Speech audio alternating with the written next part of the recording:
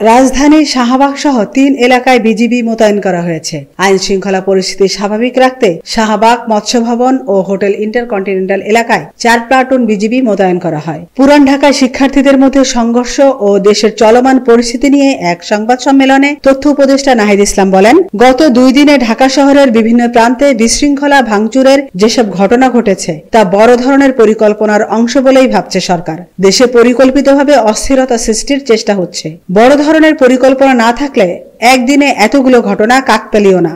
সরকার মনে করছে এখানে নানা পক্ষের পরিকল্পনা আছে। সরকার সফলভাবে কার্যক্রম পরিচালনা করুক, এটা হয়তো অনেকেই চাইছে না। বিগত ফ্যাসিস্ট সরকার নানাভাবে অপপ্রচার চালিয়ে যাচ্ছে। হামলা, ভাঙচুর ও মারধরের ঘটনায় যারা জড়িত তাদের বিরুদ্ধে আইনি ব্যবস্থা নেবে সরকার। এ ধরনের কার্যক্রম সহ্য করা হবে না। আমেনা ইসলাম, নিউজ ডেস্ক, আজকের সংবাদ।